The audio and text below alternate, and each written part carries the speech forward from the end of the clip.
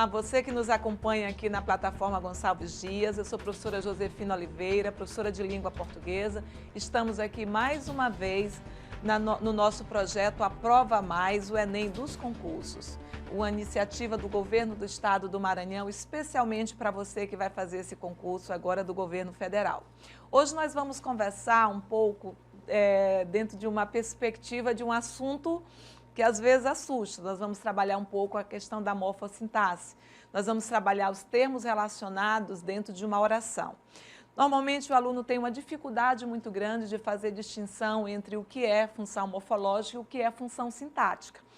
Quando nós pensamos na função morfológica, que nós ainda vamos falar aqui, a função morfológica está relacionada com as classes gramaticais. Então, você tem o substantivo, você tem o adjetivo, você tem o advérbio, você tem a conjunção, a preposição, isso é morfologia. Agora, quando você fala na análise sintática, na função sintática, aí você estabelece relações entre termos. E dentro dessas relações, você vai ter funções que nós denominamos de funções sintáticas. E aí tem muita gente que tem desespero com funções sintáticas, né? Passa uma vida inteira na escola tentando entender o que é um objeto direto, um complemento nominal, um adjunto adverbial. E hoje nós vamos rever esses conceitos aqui. E é importante, porque a banca ela exige esses conceitos, né? Ela pede para você o reconhecimento dessas estruturas. Então, o ponto principal é nós sabermos que todas as vezes que nós temos uma função sintática, nós estamos estabelecendo relações entre termos dentro de uma oração. E se estamos estabelecendo relação entre termos, nós vamos ter termos que estão relacionados com o verbo e vamos ter termos que estão relacionados com o nome. Isso é importante. Por quê? Porque dependendo dessa relação, você vai associar funções sintáticas possíveis. Por exemplo, se você tem um termo relacionado ao verbo, esse termo ele pode ser um complemento verbal. Josefina, e o que é o complemento verbal? É o objeto. Todas as vezes que você tem um complemento verbal, você está associando a um verbo transitivo direto ou um verbo transitivo indireto. Josefina, eu não me lembro dessa transitividade de verbo, eu não me lembro o que é um verbo transitivo. Um verbo transitivo é o que pede um complemento. No caso, o complemento é o objeto. Se ele pedir esse complemento sem a exigência da preposição, você diz que o objeto é um objeto direto. Então, vem sem preposição, então o verbo é transitivo direto. Agora, se ele pedir o complemento preposicionado, aí você diz que esse verbo é transitivo indireto e esse complemento é chamado de objeto indireto. Nós temos o exemplo aqui, tá? Complementos verbais são termos que se ligam aos verbos para completar o sentido da frase. Eles podem ser classificados como objetos diretos ou objetos indiretos. Josefina, e essa classificação depende de quê? Depende do verbo. Se é um verbo transitivo direto, eu tenho um objeto direto. Se é um verbo transitivo indireto, eu tenho um objeto indireto. Olha o exemplo aqui, ó. Ele comprou um livro novo. Ele comprou o quê? Um livro novo. Um livro novo é o complemento do verbo comprar. Se eu dissesse só, ele comprou, e não completasse o restante da oração, você perguntaria, Josefina, ele comprou o quê? Olha como pede a complementação. Então, um livro novo é o complemento para esse verbo comprar. Então, eu tenho o verbo transitivo direto e um livro novo é o objeto direto. Mas nós podemos ter, por exemplo, um verbo transitivo indireto. Acreditamos em dias melhores. Quem acredita, acredita em alguma coisa. O verbo acreditar pede preposição em. Então, você caracteriza aí um objeto indireto. Em dias melhores seria o objeto indireto. Tá? Então, entendam que o objeto é sempre o complemento do verbo. Bom, além de termos o objeto associado ao verbo, né, complemento verbal, nós temos também o adjunto adverbial. É importante atentar para o adjunto adverbial, que é uma das funções mais frequentes nas provas de concurso. Josefina, o que é o adjunto adverbial? Esse ad significa junto. Verbial, verbo, junto do verbo. É um termo que está relacionado com o verbo, indicando o valor circunstancial. É importante pensar nesse valor circunstancial, que seria o valor circunstancial é a ideia de tempo, é a ideia de finalidade, é a ideia de causa, é a ideia de negação. Sempre que eu tenho um valor circunstancial, é representado pelo adjunto adverbial, associado normalmente ao verbo. Então, atentem aí na referência da modificação do verbo a partir do adjunto adverbial. Olha o exemplo. Ele saiu rapidamente da sala. Quando eu digo ele saiu, o verbo sair não pede complemento, ele não pede um objeto. O verbo sair já tem a sua significação completa, ele é um verbo intransitivo. Mas quando eu uso o termo rapidamente, eu indico o modo. Como ele saiu? Rapidamente. Então, se eu indiquei o modo, esse rapidamente, ele é adjunto adverbial. Agora, quando eu digo, ele saiu da sala, olha a relação. Saiu rapidamente e saiu da sala. Esse da sala está relacionado com o verbo sair, indicando uma referência, uma circunstância de lugar. Ele saiu de onde? Da sala. Então, tanto rapidamente quanto da sala funcionam como adjuntos adverbiais. Por quê, Josefina? Porque se refere a um verbo indicando circunstância. Não estão completando, estão indicando valor circunstancial. Quando eu digo ontem, amanhã, no próximo ano, eu estou indicando ideia de tempo. Eu digo aqui, eu digo próximo à sua casa. Quando eu estou dizendo aqui ou próximo à sua casa, eu estou estabelecendo uma relação de lugar. Então, sempre que na frase traz um valor ou de lugar, ou de tempo, ou de modo, ou de finalidade, ou de negação, ou de certeza, certo? Esses valores, eles são representados sintaticamente pelos adjuntos adverbiais, tá certo? Importante observar o valor da circunstância. Aí temos outro termo também associado ao verbo, chamado de agente da passiva. O agente é aquele que age. Passiva é porque o verbo está na voz passiva. Josefina, o que é a voz passiva? É quando o sujeito sofre a ação verbal. Todas as vezes que o sujeito sofrer ação verbal, você diz que o verbo está na voz passiva. E quando o sujeito sofre, o elemento que vai praticar a ação, nós vamos denominar como agente da passiva. O próprio nome já está dizendo, agente é o que age, passiva porque o verbo está na voz passiva, já que o sujeito da voz passiva não pratica ação. Então, só existe agente da passiva em voz passiva. E ele está sempre associado ao verbo, indicando aquele elemento que está praticando a ação daquele verbo que o sujeito está sofrendo ação, tá? Olha o exemplo colocado aqui. O livro foi escrito pelo autor. Olha, quem é o sujeito? O livro. É o sujeito. Ele pratica ou sofre a ação de escrever? Ele sofre. Ele sofre a ação de ser escrito. Agora, quem é que pratica essa ação? O autor. Então, nesse caso, o autor é o sujeito, é o agente da passiva, é o que corresponderia ao sujeito da voz ativa.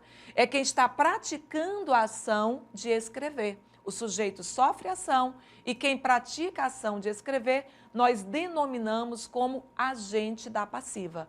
Então, atentem. Associado ao verbo, eu tenho o complemento verbal, que é o objeto direto ou objeto indireto.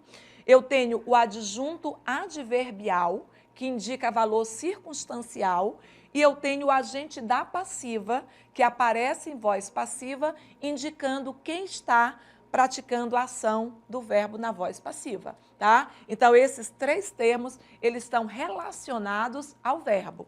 Agora, eu posso ter termos relacionados ao nome. Quando você trabalha análise sintática, você vai exatamente estabelecer essas relações. Quem é que está associado ao verbo, quem é que está associado com o nome. No caso, quem está relacionado ao nome, eu chamo de complemento nominal. Se existe o complemento do verbo, existe o complemento do nome. E o que é o complemento do nome?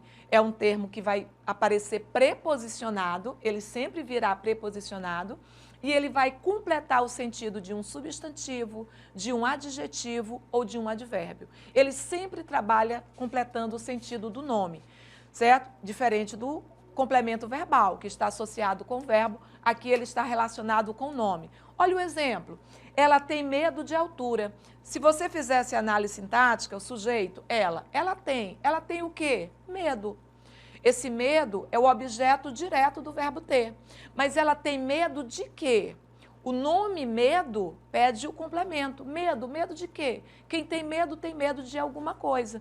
Então, esse termo de altura completa o nome medo. Se eu dissesse para vocês assim, eu tenho certeza, vocês perguntariam, Josefina, de quê? Quando você pergunta de quê, você está pedindo um complemento para o nome certeza. Então, se eu digo, eu tenho certeza da sua aprovação, esse termo da sua aprovação completa o nome certeza. E aí você tem um complemento nominal. Então, para você observar se o termo tem função de objeto né, complemento verbal, objeto direto, objeto indireto, ou se é um complemento nominal, basta que você observe se ele está se referindo ao verbo, completando o verbo, ou se ele está se referindo ao nome, completando o nome. Se ele estiver se referindo ao nome, ele será um complemento nominal. Então, não tem por que confundir, tá? Bom, além do complemento nominal, nós temos também o adjunto adnominal. O que é o adjunto adnominal? Olha, o adjunto adverbial está junto do verbo, dando circunstância. O adjunto adnominal, ele está junto do nome. Olha como a nomenclatura nos ajuda. O adjunto adnominal, ele aparece ou para determinar ou para caracterizar um nome. Nesse caso, o substantivo. A função do adjunto adnominal é essa: atribuir uma característica ou determinar um substantivo. Olha o exemplo aqui. Ele diz assim, ó, o carro vermelho estava estacionado na rua. Olha, quando eu digo o carro, não é um carro, é o carro. Esse o, que é um artigo, ele está determinando o substantivo carro. Então, nesse caso aí, ele é um adjunto adnominal. E vejam, carro vermelho não é o carro verde, não é o carro azul, não é o carro branco, é o carro vermelho. Então, esse termo vermelho, ele está caracterizando o substantivo carro. Significa dizer que todas as vezes que eu tenho um termo na oração, ou determinando o substantivo, ou caracterizando esse substantivo, pode exercer função de adjunto adnominal. Por que eu estou dizendo pode exercer função? Porque eu posso ter também essa característica dada pelo predicativo, que eu vou já falar, certo? Então, eu posso ter a possibilidade do adjunto, mas eu também posso ter a possibilidade do predicativo como elemento de caracterização, tá? Normalmente, quando você tem o artigo, ele é sempre um adjunto adnominal. Todo artigo é adjunto adnominal. Todo pronome adjetivo, o que é um pronome adjetivo? Que está junto do substantivo, ele vai ser um adjunto adnominal. Todo numeral adjetivo, o numeral que está junto do substantivo, ele vai ser um adjunto adnominal. Agora, o adjetivo não. Dependendo da função, ele pode, dependendo da estrutura, ele pode ser adjunto, mas ele também pode ser predicativo, que é a próxima função que nós vamos ver. Qual é a função do predicativo? O predicativo, ele se refere ao sujeito, dando uma característica do sujeito, ou ao objeto, dando uma característica para o objeto. Aí ele pode ser um predicativo do sujeito ou predicativo do objeto, certo? E percebam, ele também vai dar característica. A Josefine, como é que eu vou fazer a distinção em relação à referência do adjunto adnominal? Uma das possibilidades que nós temos de fazer a diferença é que o predicativo, normalmente, ele está associado a uma característica temporária e não uma característica permanente. E o adjunto adnominal, não. Ele está associado com uma característica permanente. Por exemplo, no slide anterior, o exemplo que está aqui é o carro vermelho estava estacionado na rua. Essa característica vermelho, ela é uma característica permanente desse carro. A não ser que você mude a cor do carro, mas é a cor que vai identificar esse carro. Então, nós temos aí associado a uma referência de uma característica permanente. Ele tem função de adjunto. Quando eu tenho o predicativo, a referência associada aqui é uma característica associada ao momento da ação verbal. Se eu dissesse assim, olha, as crianças assistem à aula atentas. Esse atentas é uma característica que eu estou atribuindo a crianças, mas é uma característica que tem a ver ao momento da aula, associado ao momento da aula.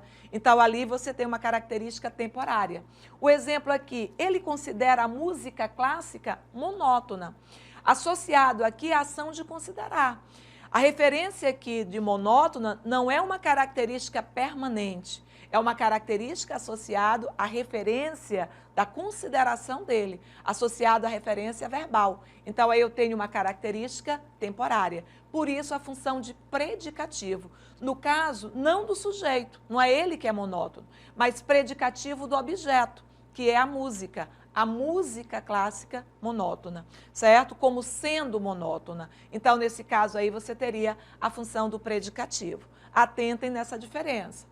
Aí temos também a função do aposto, que é uma das funções mais fáceis de você reconhecer. Geralmente aparece com a função de explicar um termo, Olha o exemplo aqui. Meu irmão, o mais novo da família, adora jogar futebol.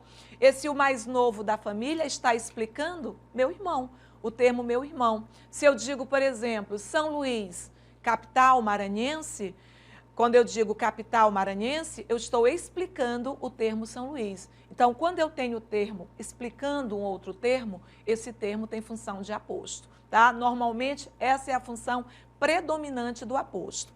Vamos ver essas situações aqui no reconhecimento das questões? Essa primeira questão nossa, que está no material de vocês também, certo? Depois vejam aí no link da descrição, né? Vejam o QR Code para acessar a apostila. Esse material está na apostila e tem mais questões na apostila, tem a parte teórica mais esmiuçada para vocês, então acessem aí pelo QR Code e vejam aí no link da descrição do vídeo, tá bom? Observando aqui, eu não preciso ler o texto todo para resolver a questão.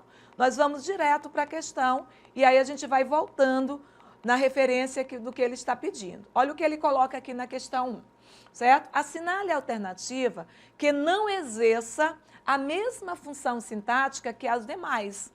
Então, o que ele vai fazer? Ele vai colocar termos que estão exercendo o mesmo valor sintático. Só que aí ele quer que você reconheça aquele termo que não está exercendo a função equivalente aos demais. É uma questão com grau de complexidade alto. Por quê? Porque eu, além de ter que observar o termo que cada uma das funções está exercendo, qual é o valor sintático que cada um dos termos exercem dentro do texto, eu vou ter que verificar aquele que difere dos demais. Então, por exemplo, as horas vagas, na referência 2 e 3, nós vamos lá no texto e vamos ver a função desse termo. Aí nós vamos voltar, é assim que faz, certo? Então, ele diz assim, ó, o engenheiro colombiano Joaquim Sarmiento trabalhava em Nova York e se sentia muitas vezes solitário. Era mais um daqueles imigrantes nostálgicos. Para ocupar as horas vagas, está aqui o termo que ele quer. Para ocupar as horas vagas, decidiu aprender fotografia. Então, bem aqui eu paro. Para ocupar as horas vagas, decidiu aprender fotografia. Quem foi que decidiu aprender fotografia? O engenheiro colombiano, certo? Mas ele decidiu aprender fotografia para quê? Para ocupar. Mas para ocupar o quê? Olha só, para ocupar o quê? As horas vagas. Então, esse termo, as horas vagas, ele está relacionado com o verbo ocupar. Quem é que vai ocupar? O engenheiro vai ocupar. Mas ele vai ocupar o quê? As horas vagas. Então, esse termo, as horas vagas, tem função de objeto do verbo. O verbo é transitivo direto, então é um objeto direto. A letra A, eu já sei que é um objeto direto, tá? Agora eu vou ter que ver a letra B, se também é um objeto direto, porque aí eu vou saber que é o termo que está se repetindo, certo? É a função que está se repetindo. Aí vamos procurar a referência da letra B, lá na linha 13. Muito interesse. Aí nós vamos buscar aqui, certo? E aí ele faz a associação aqui, tá? Vamos ver onde é que está a referência 13, tá? Desenvolvida tal. Ok. Vamos ver onde é que está a referência 13. Está aqui. Para conhecer o que era inicialmente para ser um cenário fotográfico, virou uma espécie. Tá? E eu perdi aqui a referência 13. Nesse momento, descobrindo um novo ângulo para a sua vida, né? Para a sua vida sem volta. A vontade era de se aventurar pela América Latina, tirando fotos, fez com que ele deixasse para sempre a paisagem nova-iorquina, apresentasse sua carreira de engenheiro e transformasse Paraisópolis, uma das maiores favelas paulistanas, em seu cenário cotidiano. Estou ficando sem dinheiro, mas é uma bela aventura. Depois de 3 anos nos Estados Unidos, voltou para Bogotá, planejando trabalhar em obras de infraestrutura, mudou de ideia. Com 26 anos, percebeu que o hobby que tinha adquirido em Nova York se convertera em paixão. No final de 2004, veio com sua família para 2 semanas de férias em São Paulo. Como sempre tive muito interesse em estudar a América Latina, fui ficando. Tá bem aqui o termo que a gente quer, tá? Tem que procurar a estrutura no texto, tá? Como sempre tive muito interesse. Olha aí, ó. Sempre tive o quê? Muito interesse. Eu, sujeito implícito, eu, que é o próprio engenheiro colombiano, eu tive o quê? Muito interesse. Então, esse muito interesse é complemento do verbo ter. Também tem função de objeto direto. Significa dizer que tanto A quanto a B estão com a mesma função, função de objeto direto. E ele quer uma alternativa que esteja com a função diferente. Então, a gente continua, vamos para a letra C. A letra C é ritmos afros e ibéricos. Ritmos áfricos e ibéricos. Então, vamos lá. Aí ele vai associando aqui, né? Sempre tive muito interesse em estudar a América Latina, fui ficando. Soube, então, de uma experiência desenvolvida pelo Colégio Miguel de Cervantes, criado por espanhóis na vizinha Paraisópolis. Lá, alunos ajudaram a criar um centro cultural batizado de Barracão dos Sonhos, no qual se misturam ritmos afros e ibéricos. Está aqui o termo que a gente quer. Olha, o que é que se mistura? Ritmos afros e ibéricos. Ritmos áfricos e ibéricos se misturam. Então, eu tenho ritmos áfricos e ibéricos com função de sujeito. Pronto, aqui eu já tenho a minha resposta da minha questão. Porque se a letra A tem função de objeto, a letra B tem função de objeto e a letra C tem função de sujeito do verbo misturar, então é exatamente essa opção que ele quer, aquela que está diferente das demais, certo? Então, aqui nós teríamos opção correta, letra C de casa. Josefina, e a D e a E? Quando você observa aqui no texto, né, bem no final, quando ele diz aqui, há um jeito muito similar de acolhimento dos latino-americanos, apesar de toda a violência, sem saber ainda direito como vai sobreviver. Olha aí, ó, sem saber o quê? Como vai sobreviver. Esse como vai sobreviver também tem função de objeto direto do verbo saber.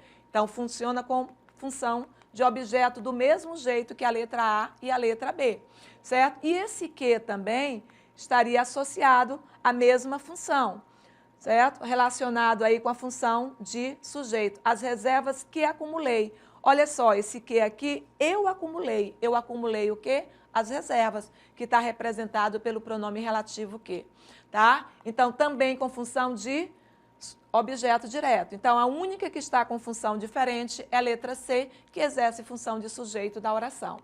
A segunda questão é bem mais simples, tá? Ele diz assim, ó, assinale ainda sobre o texto. Assinale a alternativa em que o termo do texto não atribua para a oração de que faz parte circunstância temporal. Todos os termos aqui indicam tempo, exceto um, certo? Nesse momento, indica a ideia de tempo. Tá? Depois de 3 anos nos Estados Unidos, indica a ideia de tempo, tá? Que é referência de tempo. No final de 2004, também indica tempo, certo? Antes de se despedir, também indica tempo. A única que não traz a ideia de tempo é a letra D, que diz para 2 semanas de férias em São Paulo, certo? Esse para 2 semanas de férias em São Paulo, ele está fazendo referência a uma finalidade. Se nós voltarmos ao texto, ele associa exatamente isso, certo? Olha, relacionando aqui, sem saber direito como vai... Não, antes. Está bem aqui, ó. Com 26 anos, percebeu o hobby, tinha adquirido em Nova York, se converter em paixão. No final de 2004, veio com sua família para 2 semanas de férias em São Paulo. Veio com a família para quê? Para 2 semanas. Indica a ideia de finalidade e não ideia de tempo. Então, nós teríamos a opção correta, letra D de dado, tá? Da segunda questão. E a terceira questão, considere o trecho. Aqui ele coloca, mas agora o professor observava com ternura os alunos à sua frente, cada um voltado para o seu caderno, fazendo a lição que colocaria ponto final no ano letivo. Então, agarrado à calmaria daquela hora, ele se recordou do primeiro encontro com o grupo. Ele quem? O professor, não é isso? Ele, o professor. Quem é que se recordou? Ele, que é função de sujeito aí. Se recordou do primeiro encontro com o grupo. Todos o miravam. Todos miravam quem? O professor. O grupo, né? No caso aí, os alunos. Todos o miravam. Esse o aí é o objeto do verbo mirar. Com curiosidade, ansiosos por apanhar como uma fruta o conhecimento que imaginavam lhe pertencia. Pertencia a quem? Ao professor. Então, nesse caso aí, nós temos o ele, o u e o lhe referente ao professor. Mas o ele tem função de sujeito. O pronome o tem função de objeto direto e o pronome lhe tem função de objeto indireto. Tá? E o que ele vai pedir é exatamente isso, que os pronomes destacados apresentam o mesmo referente? Sim, se refere ao professor. Mas com funções sintáticas iguais? Não, diferentes, tá? Referentes textuais diferentes? Não. Os três termos destacados retomam o professor, certo? O mesmo referente? Sim, professor. E exercem funções sintáticas diferentes? Sim, exercem funções sintáticas diferentes. Então, é exatamente isso que ele está pedindo.